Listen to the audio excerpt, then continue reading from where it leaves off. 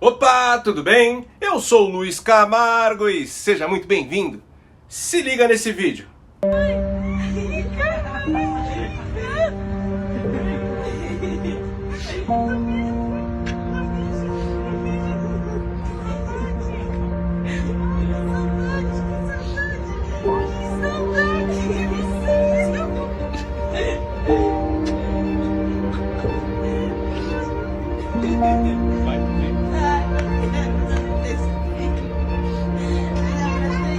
O papai tá chegando já já.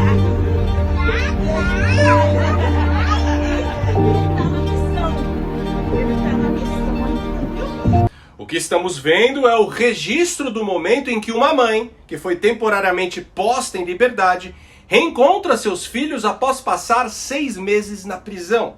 Pelo que consta, depois que ela foi solta, seu marido e pai das 2 crianças continuou preso. Bom, das 1.400 pessoas que foram presas no âmbito da investigação dos atos de 8 de janeiro, centenas delas, ousaria dizer que ao menos 70%, não tiveram ligação comprovada com a invasão e quebra-quebra dos prédios do Palácio do Planalto, do Congresso e do Supremo. Estamos falando de brasileiros que estavam exercendo seu direito de livre manifestação na porta do QG de Brasília e que sequer foram para a Praça dos Três Poderes, assim como empresários que apenas financiaram a ida de manifestantes de outras cidades sem necessariamente ter alguma ligação concreta com o vandalismo em si. Pois uma coisa é a realização da manifestação, outra coisa são os atos criminosos que sucederam à manifestação. Seria fundamental a justiça ter feito essa distinção, o que não ocorreu. Para se ter ideia, a Polícia Federal analisou cerca de 1.000 vestígios biológicos encontrados nos prédios invadidos e identificou apenas 47 perfis compatíveis com os 1.400 detidos na ocasião, o que demonstra que o dia 8 de janeiro começou como um protesto de natureza pacífica que descambou para uma violência injustificada promovida por uma minoria. Desse total de 1.400 presos preventivamente por ordem de Alexandre de Moraes, tivemos 1.156 que chegaram a ficar meses na cadeia por um suposto crime de incitação a golpe de Estado, previsto no artigo 286 do Código Penal, e cuja pena máxima é de 6 meses de detenção. No entanto, a prisão preventiva só pode ser determinada para crimes que superam penas máximas de 4 anos de detenção. Tanto que na época a própria PGR havia apontado para a ilegalidade dessas prisões. Esses brasileiros também não tiveram a individualização da conduta avaliada, as acusações e as decisões foram praticamente iguais para todos os casos, ou seja, genéricas, o que é terminantemente vedado pela lei. Além disso, foi-lhes negado o princípio do juiz natural. No caso, um julgamento na primeira instância, visto que são cidadãos sem prerrogativa de foro privilegiado, mas que estão sendo julgados no Supremo Tribunal Federal, num dos inúmeros inquéritos abertos de ofício, em que ministros atuam como vítimas, acusadores, investigadores e julgadores ao mesmo tempo. Uma verdadeira aberração jurídica. Jamais podemos esquecer que o Lula, responsável pelo maior esquema de corrupção da história, só foi preso depois que foi condenado em 3 instâncias por mais de 10 juízes diferentes. E ainda assim, o ministro Edson Fachin considerou que o juiz natural do processo estaria na vara de Brasília e não no Paraná. E por isso o criminoso foi colocado em liberdade, podendo concorrer à presidência da República, mesmo sem jamais ter sido inocentado pelos seus crimes. Quando centenas de petistas foram presos em 2006 após atacar o Congresso, deixando dezenas de pessoas feridas, algumas em estado grave, quase todos foram soltos em 48 horas, sendo que os líderes da invasão deixaram a cadeia 1 mês após o episódio. O juiz do caso, de primeira instância, decidiu que a principal responsabilidade do episódio era das autoridades, que não reforçaram a segurança, mesmo sabendo da iminência do protesto. E mandou soltar todo mundo. Ninguém foi punido posteriormente. Mas enfim, Semana passada, a PGR apresentou para o STF a possibilidade de realizar acordos de não persecução penal com 1.156 réus, que foram presos no acampamento montado em frente ao QG do Exército em Brasília. Ou seja, muitos desses possivelmente nem estavam na Praça dos Três Poderes durante aí as invasões. A opção que a PGR está disposta a oferecer a esses cidadãos brasileiros é confessar um crime que eles têm a convicção de não terem cometido, para escapar da prisão, ou manter sua inocência e enfrentar o julgamento cujo resultado é bastante previsível por conta de toda essa perseguição ao bolsonarismo. Ou seja, para eles, o que está sendo proposto é mais ou menos assim: ou você confessa um crime que tem plena convicção que não cometeu, ou você vai pagar por um crime que tem plena convicção de que não cometeu. Nesta terça-feira, foi divulgado na imprensa que o ministro Alexandre de Moraes já reconheceu a possibilidade da assinatura desses acordos para pelo menos 1.114 pessoas que foram denunciadas por participação nos atos de 8 de janeiro. E que caso os denunciados aceitem, as ações penais em tramitação na corte serão paralisadas. O que temos que entender é que essa proposta apresentada pela PGR tem método, visa jogar para debaixo do tapete o maior e mais flagrante caso de atentado contra os direitos humanos já ocorridos na história deste país. E é exatamente isso que vamos analisar mais profundamente no vídeo de hoje. Mas antes, já deixa o seu like no vídeo e um comentário qualquer, nem que seja só um alô mesmo, para assim ajudar no engajamento do vídeo. Aproveita também e confere se você continua inscrito no canal, aciona o sininho das notificações e, se for novo por aqui, me dê essa moral e se inscreva no canal. Pessoal, preste atenção nesse vídeo. O discurso ali no Palácio do Planalto é outro. Eles querem que o foco fique mesmo nessas denúncias todas que estão aparecendo. Inclusive, pela manhã, eu mandei uma mensagem para o ministro para perguntar de outro assunto, falar sobre reforma ministerial, se teria anúncio de ministro novo. E aí ele disse o seguinte: nada disso, nem hoje, nem nos próximos dias, porque vocês têm que ficar focado aí em CID, em Delgatti, vocês já estão tendo muito trabalho, então esquece essa história de reforma ministerial. O repórter da Globo News simplesmente revelou que o governo Lula determina as pautas da emissora. Você percebe a gravidade disso? Temos que entender que se não fossem mídias alternativas como esta, hoje todos nós estaríamos sendo manipulados pela Globo, pela Folha de São Paulo e por todos os veículos da grande mídia que são sustentados pelas propagandas oficiais do governo.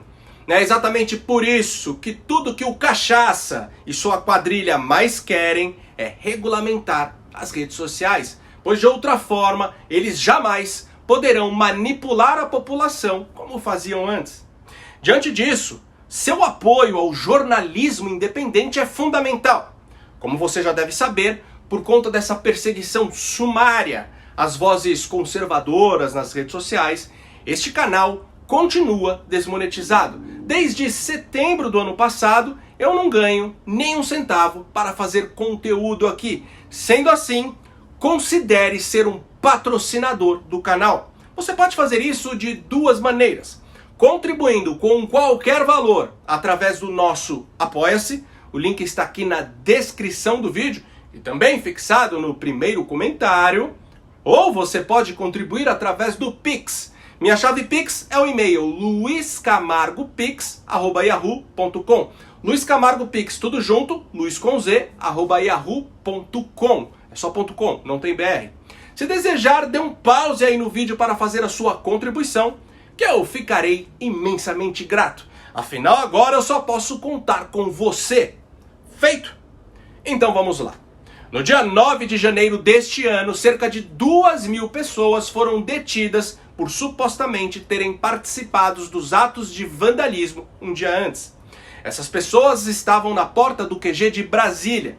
Inclusive foram ludibriadas pelo exército brasileiro, a quem pediam por socorro. Acharam que iriam ser levadas para algum lugar seguro para que depois voltassem para suas casas. Não é interesse do exército brasileiro e da Polícia Militar que haja confronto. Estamos dando prazo de 1 hora, que é um prazo bastante razoável para que todos entrem nos ônibus e saiam em paz. Porém, o que aconteceu é que todos que estavam no QG, incluindo idosos e crianças, foram encaminhadas para a Academia Nacional da PF, onde ficaram presos por alguns dias em condições degradantes. Você tem noção do tamanho absurdo? Em uma guerra nem tudo é permitido. Existe aí um conjunto de normas destinado a ser aplicado nos conflitos armados internacionais ou não internacionais. De acordo com o direito internacional humanitário, um dos atos mais condenáveis em uma guerra é a perfídia. A Convenção de Genebra e seus protocolos adicionais diz claramente que é proibido matar, ferir ou capturar um adversário valendo-se de meios pérfidos. Neste caso, a perfídia constitui os atos que, apelando para a boa-fé de um adversário e com a intenção de atraiçoá-lo, deem a entender a este que tem direito à proteção. Mas enfim, como eu estava dizendo, idosos e crianças ficaram detidos. No Brasil, adolescente de 17 anos que mata por causa de um celular não vai preso. Mas crianças que estavam com familiares cantando o hino nacional na frente de um quartel foram detidas em condições desumanas. Hoje, dia 9 de janeiro de 2023. Olha aqui, gente. Pegaram um ônibus, falaram que iam me levar para fora de Brasília e colocaram aqui no ginásio. Vamos ajudar, gente. Vamos divulgar todo mundo isso. Das 2.000 pessoas detidas pelas forças policiais, 1.400 ficaram presas preventivamente por ordem do ministro Alexandre de Moraes, relator das investigações sobre as invasões de 8 de janeiro. Bom, semana passada, ao entregar alegações finais ao STF, a PGR defendeu a possibilidade de realizar acordos de não persecução penal com 1.156 réus. Esse tipo de acordo está previsto no artigo 28A do Código de Processo Penal. Se firmado, o investigado não seria julgado e não correria o risco de voltar para a cadeia, tendo apenas de prestar serviços comunitários e possivelmente pagar multas reparatórias. No entanto, de acordo com a sugestão da OAB acolhida pela PGR, é necessário que o acusado contemplado seja réu primário, esteja respondendo por um crime cuja pena não ultrapasse os 4 anos de prisão, demonstre não haver elementos indicando que ele seja um criminoso habitual e, o mais importante, que confesse o crime que lhe está sendo imputado pela denúncia. No caso, o crime de incitação a golpe de Estado, previsto no artigo 286 do Código Penal, cuja pena máxima é de 6 meses de detenção. Na manifestação do subprocurador Carlos Frederico Santos, também menciona o artigo 288, associação criminosa, que tem pena máxima de 3 anos de prisão. Como você pode ver, os dois crimes não superam a pena máxima de 4 anos, comprovando que a prisão preventiva imposta por Alexandre de Moraes de fato foi ilegal. Nas alegações finais, o subprocurador ainda afirma que as investigações não comprovaram que este grupo de denunciados teve qualquer tipo de participação direta no ataque à Praça dos Três Poderes. Sendo assim, comprova que estavam apenas acampados na porta do QG. No entanto, no entendimento da PGR, os acampamentos tinham um ânimos golpista, pois seu objetivo era pedir às Forças Armadas que impedissem a posse de Lula. Ou seja, de acordo com a PGR, todos os manifestantes que ficaram na frente dos quartéis no Brasil inteiro deveriam ser presos. Estamos falando de dezenas de milhares de pessoas. Só que neste caso a punição foi aplicada apenas para quem estava no QG de Brasília. Literalmente, brasileiros que estavam no lugar errado, na hora errada. Bom, mas tem um porém aí. A maioria esmagadora daqueles que pediam socorro às Forças Armadas não enxergavam nesta interferência um golpe propriamente. Acreditavam que estavam clamando por algo com amparo constitucional, baseado em uma interpretação do artigo 142 da Constituição.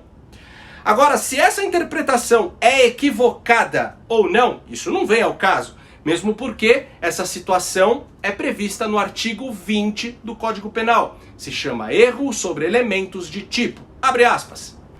O erro sobre elemento constitutivo do tipo legal de crime exclui o dolo, mas permite a punição por crime culposo se previsto em lei. Fecha aspas.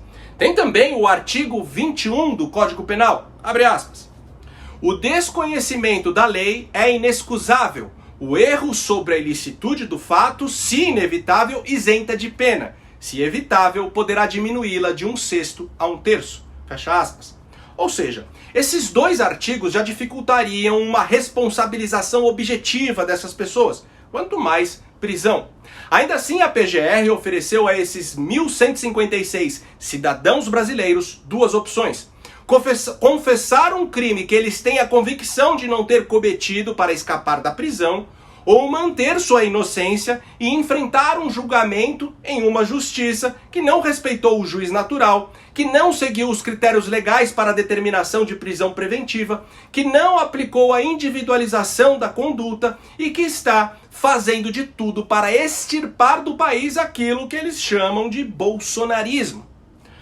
Moraes já reconheceu a possibilidade de assinatura desses acordos de não persecução penal para pelo menos 1.114 pessoas. Agora os acordos precisam ser firmados individualmente, cada réu deve assumir a culpa pelo crime e aceitar as sanções estabelecidas, como o pagamento de multa e prestação de serviços à comunidade ou a entidades públicas. A grande verdade é que a confissão de culpa dos réus jogaria para debaixo do tapete todo o arbítrio e as anomalias jurídicas impostas pelo ministro da cabeça de ovo com a anuência dos demais integrantes do Supremo Tribunal Federal. Todos eles teriam o controle da narrativa e uma saída honrosa perante o maior e mais flagrante caso de atentado contra os direitos humanos já ocorridos na história deste país. O que ficará registrado nos livros de história e nas instâncias internacionais de justiça é que os réus confessaram o crime. Portanto, as autoridades do judiciário brasileiro estavam corretas em tudo o que fizeram. Se você gostou desse vídeo e acha esse tipo de conteúdo importante, ainda mais com toda essa perseguição às vozes conservadoras, considere de verdade ser um apoiador do canal. Pode ser com qualquer valor. Minha chave Pix é o e-mail luiscamargopix@yahoo.com. Luiz Camargo Pix, tudo junto, @yahoo.com. É só .com, não tem BR. Ou se preferir, o link do nosso Apoia-se está aqui na descrição do vídeo. Pessoal, eu quero aproveitar também para indicar um super lançamento que já está disponível na minha biblioteca. Estou falando do Rumo ao Governo Mundial Totalitário. Se você quiser entender sobre nova ordem mundial e governo global de forma séria e sem teorias da conspiração, este é o livro. Então, terminando o vídeo, já acessa bibliotecadoluiz.com.br e adquira o seu. Lembrando que comprando livros na minha biblioteca, além de investir no seu conhecimento, você também ajuda na manutenção deste canal. No mais, curte e compartilha ao máximo esse vídeo. Não esquece de deixar aquele comentário esperto para ajudar na relevância. E me segue em todas as redes sociais. Instagram, Twitter, Facebook, no Telegram e no Rumble. @LuizCamargoVlog. Então até o próximo vídeo. Valeu!